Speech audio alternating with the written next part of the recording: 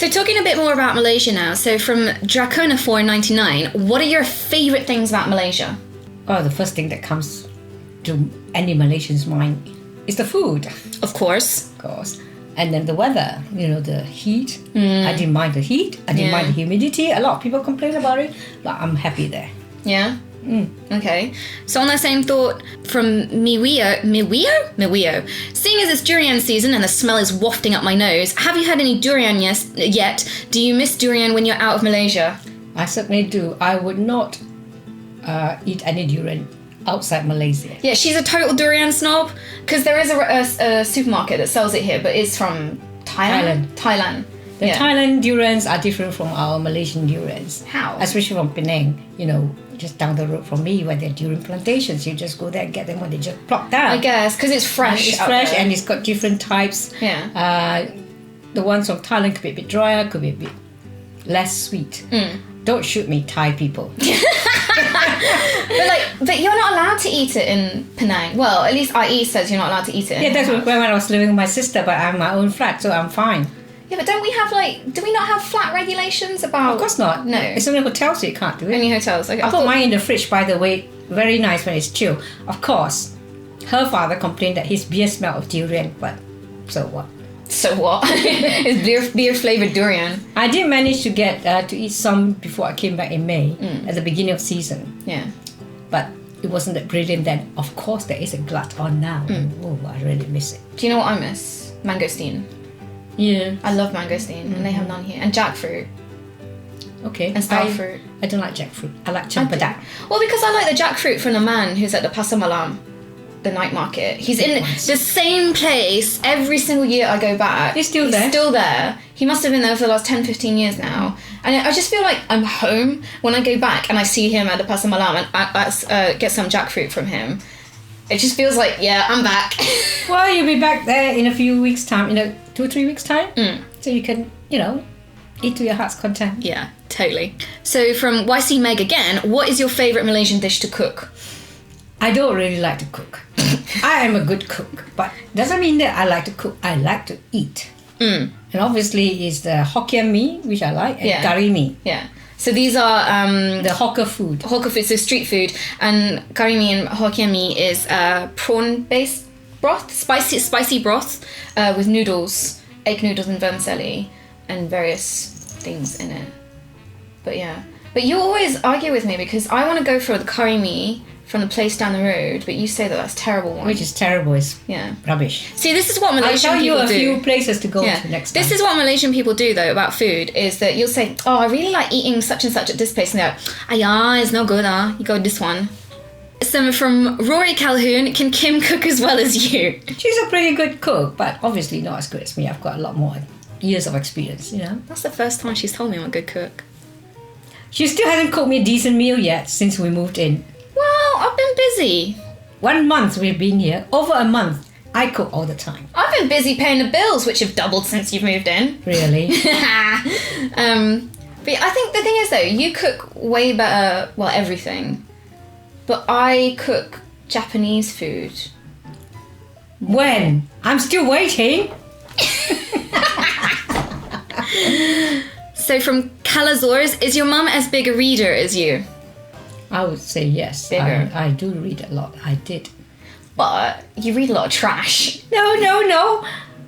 When I was in Penang, I was in school. We used to have a USIS, which is the United States Information Center. And they do have lots and lots of books on biographies, history, on America. And trust me, I went through that library and read almost everything. Yeah. Then we had the Penang Library. And we had a school library, so I'm always coming home with lots and lots of books. And I read a lot of other things. Okay, nowadays it's quite eclectic in the sense that I could read a Sophie Mills and Boone story.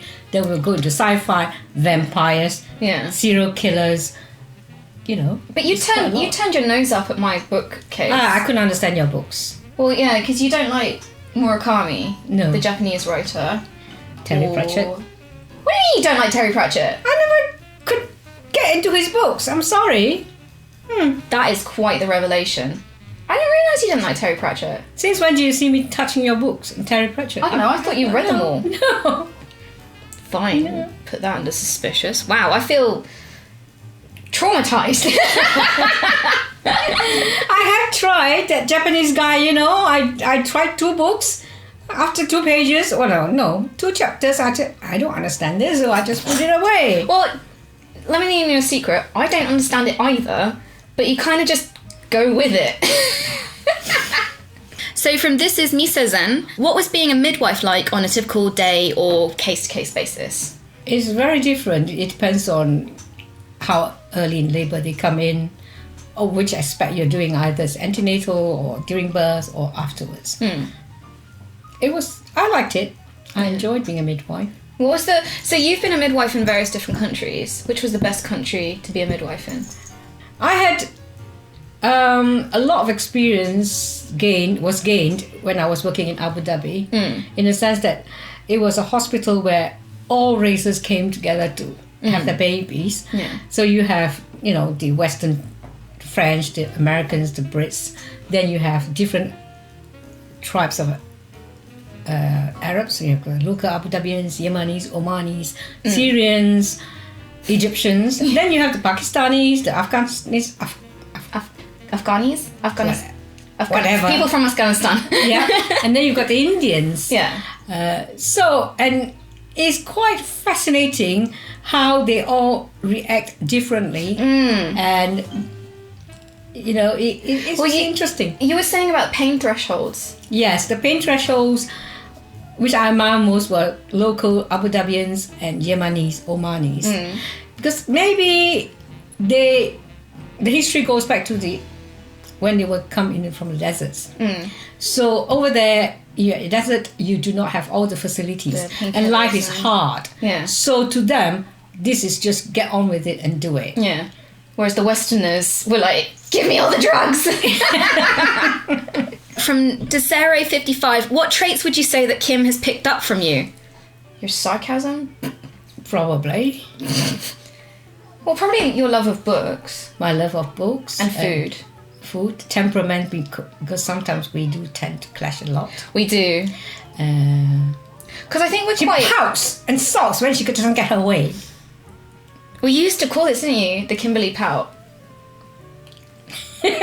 When I stick that lip out. Yeah, I'll do it again.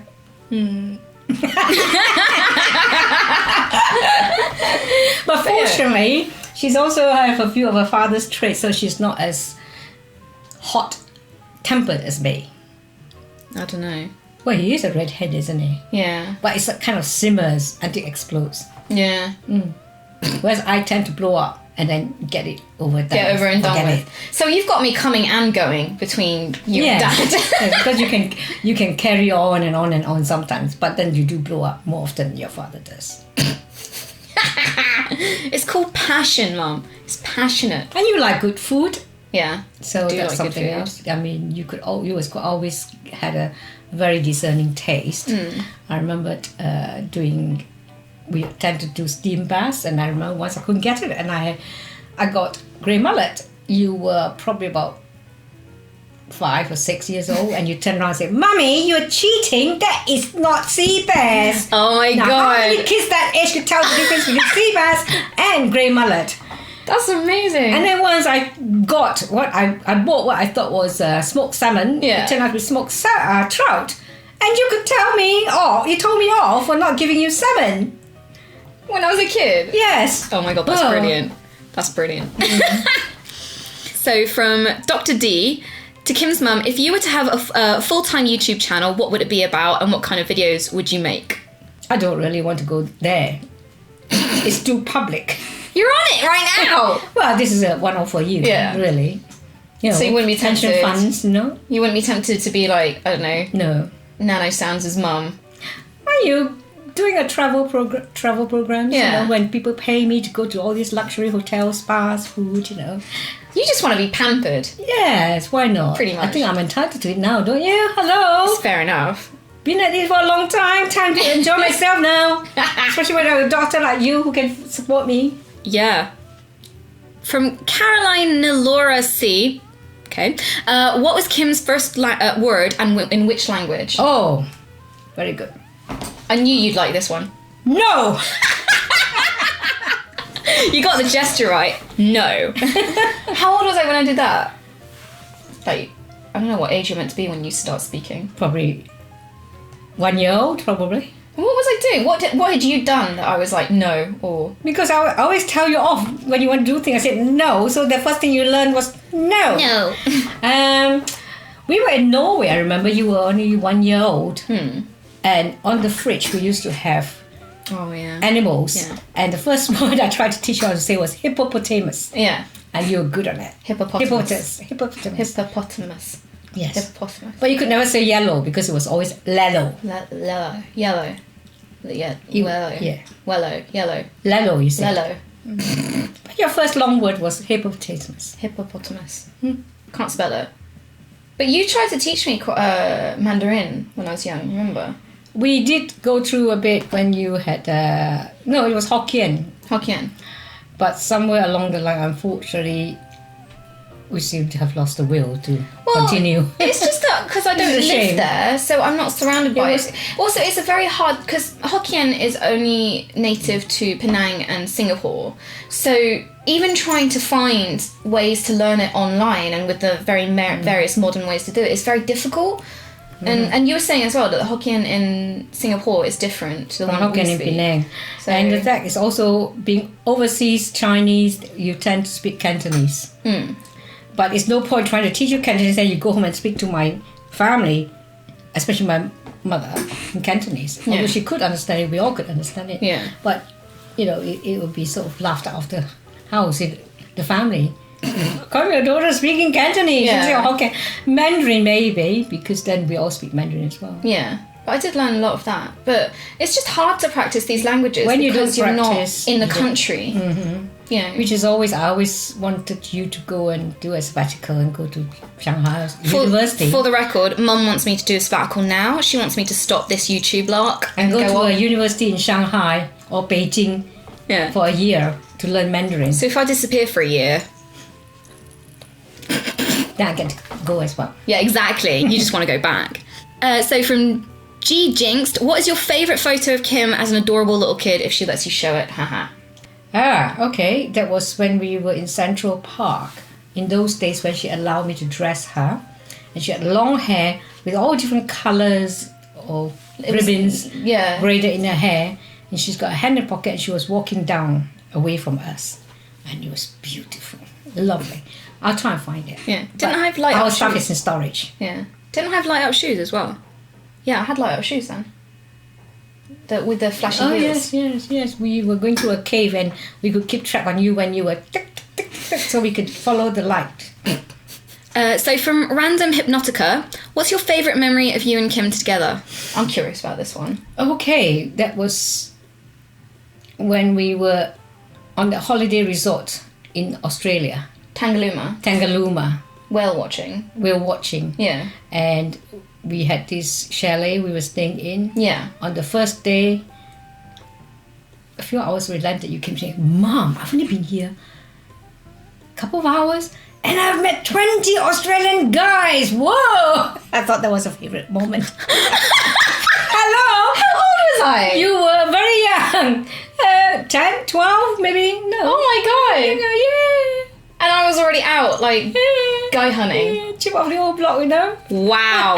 Wow. I thought you were going to say something like when we went whale watching and, or fed the dolphins. No, when we went to whale watching, we were both sick. Very, very that sick. was terrible. It was awful. The whole ship was sick. So and I've never been sick. Yeah, ever. Neither have I really. Traveling from being on a boat, but the sea was so rough. Literally everyone on board was sick, really, really sick. And this guy was like, "Oh, there is the whale! Look at the whale!" And everyone's just puking into the aisles. I don't remember seeing any whales. And then she came out with the smart, Mom. What's something about the free thing? About what? It was free food. Oh yeah. There's loads of free food down the back. Before you actually... Upchucked. Yes. they feed you massive food and then and then you go and chase after the whales. It was a free trip. Yeah. And she said to me, Mom, there's never such a thing as free, Yeah. And that free was lunch. And that was the price, was that we threw up everywhere. Oh my God. So finally, from Mushroom Productions, any embarrassing stories from Kim's childhood that you are willing to share? There were a lot, but the most embarrassing will keep it to myself. Okay. Well, what do you think you could share? Bear in mind, I can edit this bit out, so...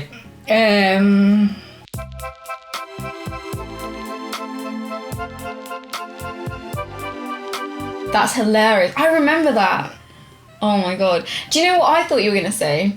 Was when I cut all my hair off with scissors when I was quite young. Oh yes, we were in that house in Howden, and she had play scissors and the doll, Barbie doll. Yeah, a Barbie doll. And then when I came in, all I could see was her head was buried on. She was in the sofa. Her head was buried. Yeah. Under a pillow. Yeah. And the cushion, and your butt was sticking up, and I couldn't understand why. And then when I pulled you out, I noticed that she's cut off her hair one plot, and she thought if she put her head under there and she couldn't see me, I can't see her. That's fine. That's how that works. It wasn't embarrassing. It was just funny. I don't know. Yeah, that's always funny. I don't think I've ever done anything like super embarrassing. Like, I don't know. It wasn't embarrassing as such because you were very, very. You have a very inquiring mind. You want to know everything. That's definitely, yeah, I do remember always asking really awkward questions when I was a kid. And now. Especially how babies are made. No, I didn't have a choice in that. You just told me because you're a midwife. No, we were at the Natural History Museum. Yeah. And we did there was a section with reproduction. Oh, yeah. And you asked me about how babies came, you know. Yeah. And so I explained to you. It was very, professional. Graphic. Not graphic. Well, this is what happens when you have a midwife as a mother. She Yeah, doesn't but beat about the bush with the whole bros and bees crap. Like, you're just, just straight in there. It's live, You do understand it, didn't you? Yeah. Yeah. I think I understand it now. And then after that, your friend's mother says to the son, go and ask Auntie Sally. Yeah. I said, no, your son, your problem. Wasn't it though that... Because I knew what you get capable of accepting, you see. Yeah. But wasn't it that you told me about how the sperm fertilizes the egg grows pregnant, all that. But then a year later I came back to you and I said, Mum, how does the sperm get to the egg? Yes, you did then. I think it took me a year to kind of figure it out. Yeah, get to that bit. How did you get it in the first place? I don't know, just give you facts of life. So yeah, that's what happens when your mum's a midwife. But anyway, we ran out of questions. Okay. That wasn't so bad, was it? I don't know. I've got to see, She's got to approve the video before I put it out. Edit it as well. But yeah. But it's been fun and... yeah, thank you very much for joining me. I hope you all enjoyed it. Yeah, and thank you for your questions. Bye!